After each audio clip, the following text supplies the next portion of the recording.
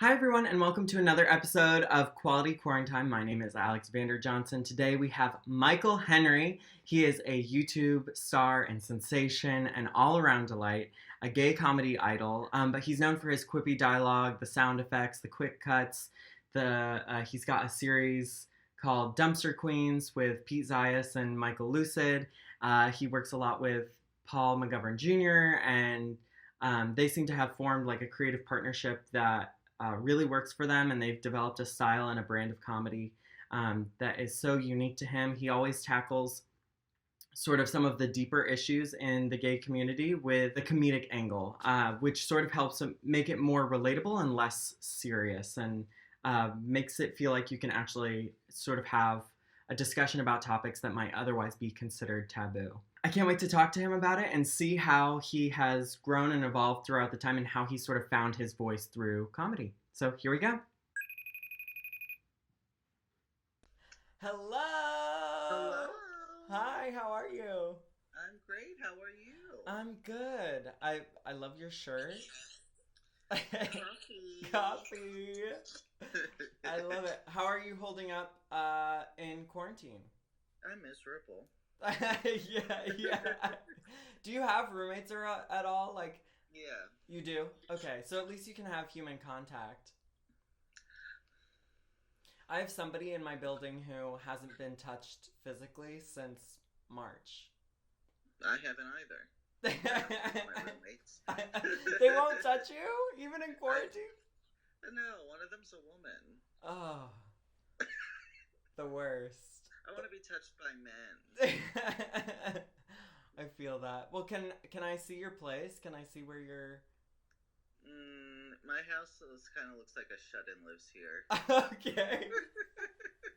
It's like the beginning stages of like hoarders. Sure. Yeah. Is that on Like your? I have like old vibrators Okay. from like a video that I did. Uh huh. Uh huh.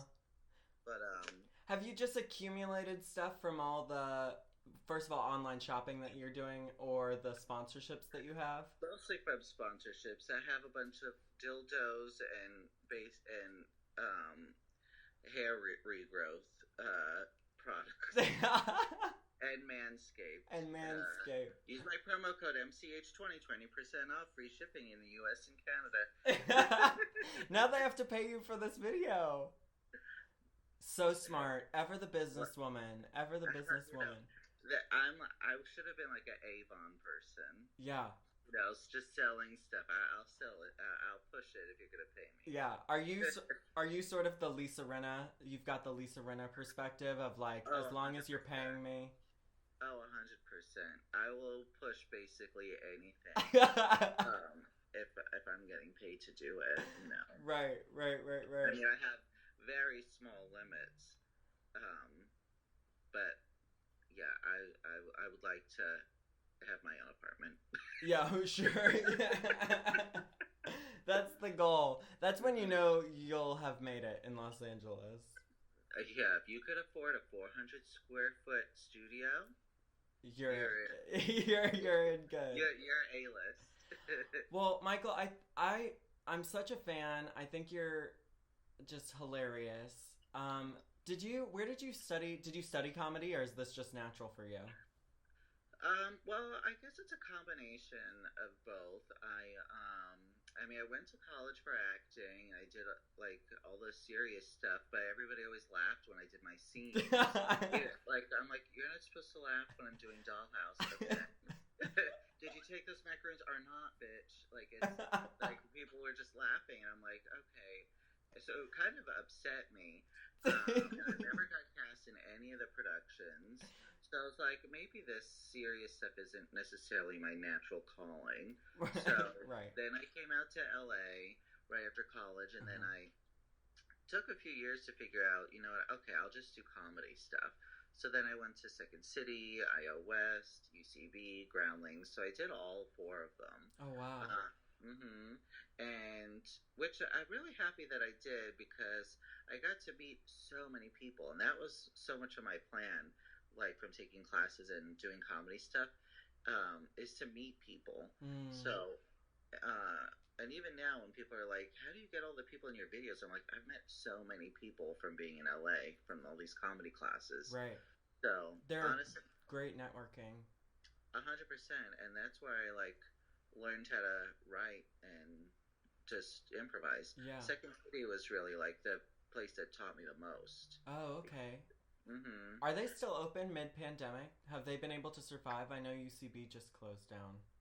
I don't know. I mean, they'll be okay because they also have a Second City in Chicago and in Right. Toronto, and they tour normally, so they have a good revenue stream. I don't know if Hollywood is their most profitable, but it's able to stay open. Obviously, it's closed right now, but I think they'll Right. open again.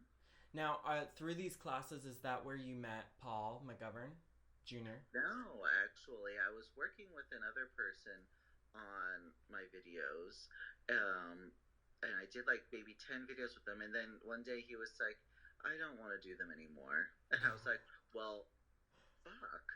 So what am I gonna do? So I was like, I guess I'll just ask on Facebook if anybody. There used to be a Facebook group called UCB Underground, and I Okay. posted in there. Does anybody want to film videos for me?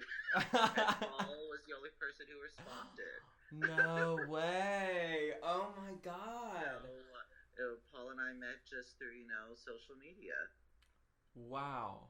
Mm-hmm. Well, I mean, it's kind of an unusual partnership. He's Uh-huh. this straight guy who's like working on all these gay videos, and I know he's like gone on to work with like other gay comedians too. Like, Yeah. what do you think it is about Paul that makes him like? How does he understand the humor? Do you think, or what is it in him that you like think is He's from Orange County. He's very chill, okay? open minded. Literally, I don't think there's ever been any video that he's been like, that crosses the line. I, but he's great. I mean, I think that it works because, we've learned so much from each other. Because Mm, he went to school for filmmaking, so he thinks of everything from the technical point of view first, and I think of everything from the actory comedic side of view first. right. So we come together really well, and his main goal is to do directing and filmmaking and Mm-hmm. stuff like that. So we're a perfect yin and yang in the fact that we are, you know, like I don't know how to do all the technical stuff, and he doesn't Right. know how to do the comedy stuff. So we're able to do the things that we really love doing Yeah. through the help of each other. But he seems to really get what you're going for and what you're He trying. does. I mean, at this stage, he knows more than he should. Yeah, That's yeah. all true. Yeah, yeah. Yeah, he's more than an ally. Right. Where did like did you always have the idea of you use a lot of sound effects, you do a lot of like jump That's cutting? Paul. That's Paul? Paul is the one at first was like, let's have this dart here, this springboard sound effect here, this blowhorn here, and I was in the beginning, I was like, no, that's tacky. But no, it works so well. Like he is such a good editor, and with doing sound effects and everything, and Mhm. just his point of view from that end of things is so funny. So Right. I think that it does a good job with some of this subject matter. Sometimes I do can air on a little bit heavier. So if Yeah. we're adding all these kooky sound effects at some points, it evens out like your feelings, I guess. Yeah, yeah, yeah, yeah. Yeah. Oh, totally. Well, and Mm-hmm. one of the other things I was going to ask you about is, you push the boundaries a lot. And as you Mm-hmm. said, like, there's rarely a time when Paul's like, oh, you've crossed the line. Do you Right. have anybody in your life who is maybe made anxious or a little bit uncomfortable by, like, the material you make or someone like your mom or something? Like, do they Mm-hmm. ever get nervous about you presenting yourself in a certain light? Um, I don't know. I don't think so. I mean, I've had some actors before Mm-hmm. chicken out the day of because they were like, actually, it's too vulgar. And Mm. I'm like, okay, I don't really think of it as vulgar. People do talk the way that we talk in the videos. Right, And right, if you're an adult, and especially if you're 30 plus, I could get come on. right. What do you? Why can't you say the F word? Right, Um, right. but no, my parents have seen my videos here and there, but they're so not technological and so not involved with like computers and apps and smartphones and stuff. So even when I send them links, they really don't know how to play them. So I think that they've seen, I think they've seen a handful of videos, and they're like, they don't get it. It's Right. like a fucking gibberish. Right. Okay, so that's part of the trick. I see. I see. Yeah, if you get so raunchy and out there, your parents are just it's gonna go beyond over their head in another stratosphere. Right. Now, you have gotten quite a following on Mhm. YouTube now. Was there like do you ever feel like a pressure to like keep up, or like, I imagine, I mean, even for myself, like I look at other people and I'm like, oh, why don't I have like what they have, or like, why do people not like me as much as this, or do people not like, how do you get out of sort of the battle Mhm. of comparison, Mhm. and also how do you avoid like burning out from like chasing likes or like staying fresh and relevant? Totally. I mean, every person who makes online content is constantly chasing the dragon. You Mm-hmm. know, you're trying to, you're, if one video gets 1 million views and the next one gets 15,000 views, what's wrong with me now? You know, Right, is what you always, right.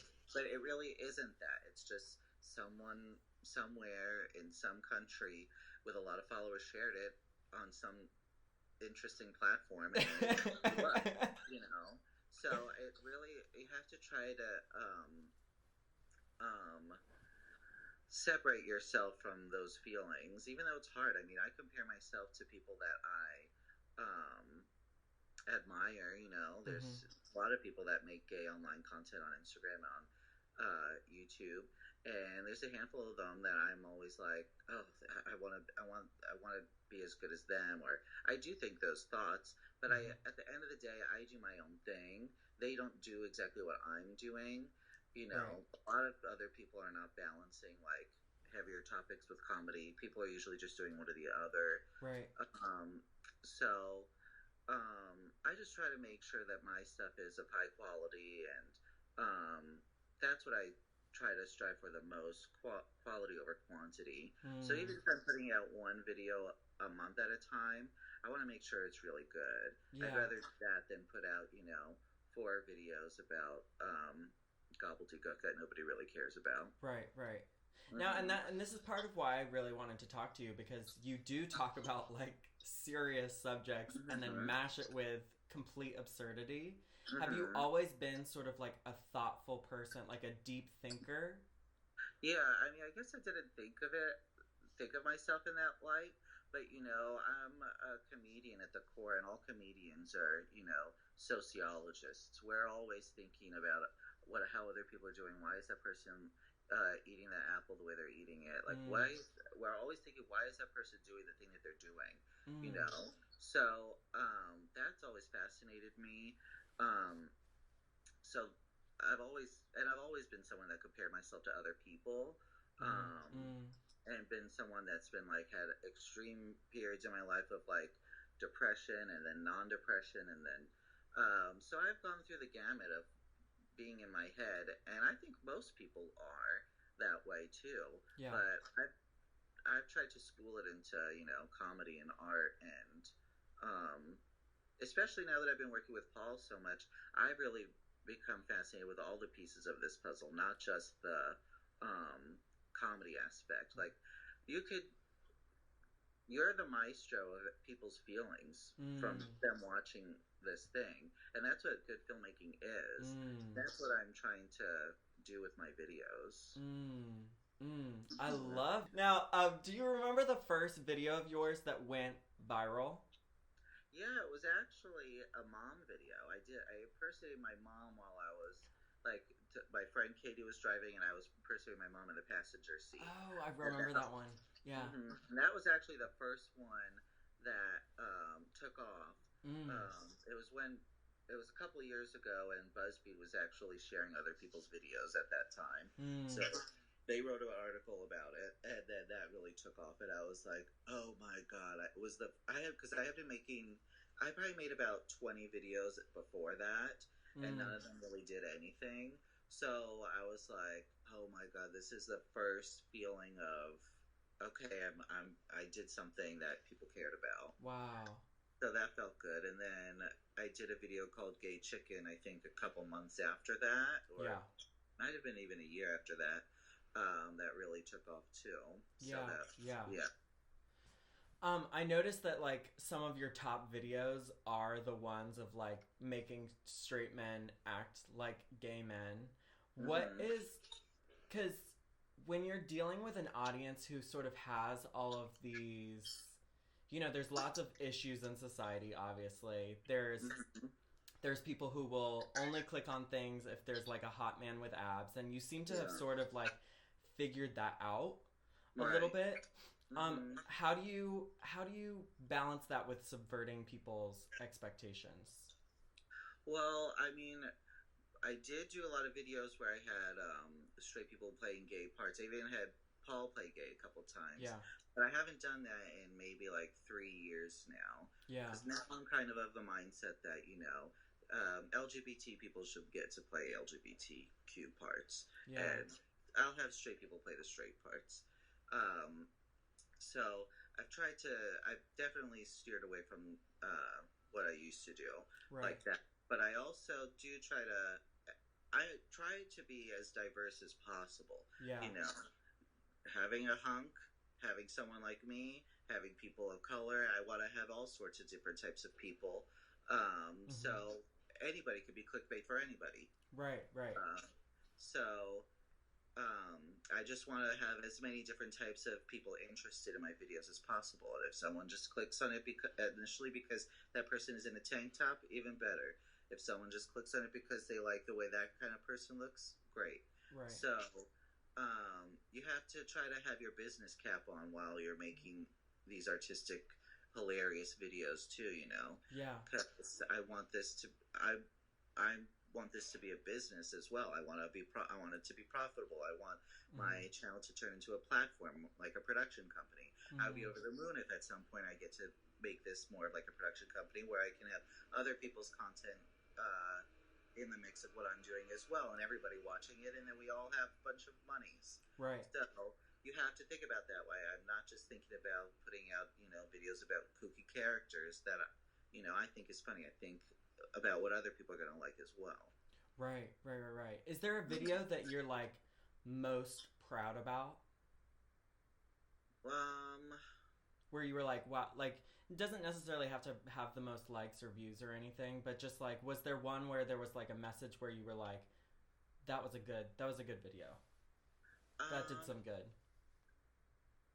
I think that I don't know how much good it did. Yeah. But the first video I did with my dumpster queens, where we were saying, "Are you normal?" That was one of the first videos I did. Was like, we're firing on all cylinders here. This is clicking. Like we had a lot of chemistry, and I remember thinking, okay, we could do more with this. Yeah. And that was a lot of fun. And then we actually, the three of us, one of the first videos I did that I feel like had a little bit more of a heavy thing mixed with comedy is the three of us did a video about female pronouns, like saying, oh girl, oh queen, oh this, and how some gay men might not like that. So, because it was something that like people never think, even everybody always calls me girl, queen, sis, all this stuff. And it did, and sometimes I would be like, okay, I guess that this person just has no attraction towards me, because otherwise they wouldn't be calling me sis. So it was one of those things that got in my head. So I'm like, I'll make a video about it. Yeah. Yeah. Wow. And how did you meet Pete and Michael, who are the other two dumpster queens? Facebook groups. Facebook groups? No. Clearly that's the secret. Oh my god, I was going to be like, holy hell, I'm clearly missing a link here with Facebook groups. Oh, you're not on Facebook? No, I'm Gen Z. No, just kidding. I'm a millennial. You're meeting your friends on TikTok. Yeah. The future of comedy. Truly. No, Yeah. I met them. I can't even remember anymore. I think I met. I don't know. I mean, they've been in the periphery because they do the same things as me, UCB and Groundlings. So I think I must have met them at those places, Mm. uh, and then at the bars. Like I see Pete and I love to go to Akbar. Yeah. So we see each other there all the time, and we've traveled together. We've been in some other projects together, and um, we like to have a good time. So Yeah. Well, we, I love the Dumpster Queens, and I know that one of your comedy idols are the Golden Girls. 100%. I know you love the Golden Girls, and I know you love that banter. Would you Mm-hmm. ever do would you ever do like a long form like sitcom show with these three dumpster queens? Would that Oh, ever be in your that's totally, something I would love to do. I mean, I've definitely like written up pitch packets of things that we could do, and I have all these ideas for us, like for working at a waste management facility or being cops. I've thought of everything for us. We could put it in every scenario, and I think it'll work Yeah. because at the end of the day, it's three people who are friends but bitches to Right. each other. Right. Right. And so I mean, I've thought of the gamut, and any scenario, anything would work for the three of us, and I think it would be hilarious, and it would be a dream come true. Well, and I saw recently that you've partnered with Logo. I want to say logo. I'm gonna cut it so that I say the right thing. I Yeah, other free TV. yeah, yeah, yeah. Is do you ever? Is it weird to sort of present something that's like your baby, your like love child, and then have other creative executives being like, "You should do this, you should do this," and you're like, Oh, totally. no, that's not actually the idea." Totally. I mean, thankfully, Logo, they pretty much have liked everything that I've ever presented to them. Mm-hmm. And our working relationship has been really amazing because um, uh, they just really enjoy what I'm doing. But I've worked with other places that, you know, if they're investing a bunch of money, they're going to have a lot of ideas and opinions. Mm-hmm. Mm-hmm. And you kind of have to concede at some points because you want to make money from the what you think that they're going to be able to do with your project. Right. But it is very stressful, and that definitely makes you second guess yourself. Mm. If they're like, oh, you need to incorporate this kind of a character or this one, people aren't going to watch if you have too many of these types of characters. So it's also like, do you know what you're talking about? Do Mm-hmm. I know what I'm talking about? Are we both wrong? Right. Like, it definitely makes you reconsider things because when it's me doing stuff for my channel, I can do whatever the heck I want. Right. Because I just also know what my audience is interested in. If Right. I start making makeup tutorials, it would not make any sense. Those are very popular and people do watch them, but they're not tuning into my channel for that. Right. Well, Um, you did try to give people manicures. True. Well, that's it. That's on brand. Yeah, Manicures yeah. are terrible. Manicures are totally different from makeup. Yeah, because they're terrible. Well, Yeah. Michael, it's been so fun to like chat with you and really to get inside your head of like what makes all of these wacky and crazy Yes. ideas. It's squirrels chasing nuts in my brain. Yeah, no, I love it. I love ending this with obsessions. Is there anything that you're obsessed with this week? Gosh, this week. It's hard to tell because this week is a lot like last week. Week before. Right, right, right, um, right. What's but getting you through? I mean, I do watch a lot of YouTube videos, and I'm very fascinated with urban explorer videos. Urban Explorer. What is that? When people go to abandoned malls, and they're like, "Oh my God, this used to be a Radio Shack, Hallmark store."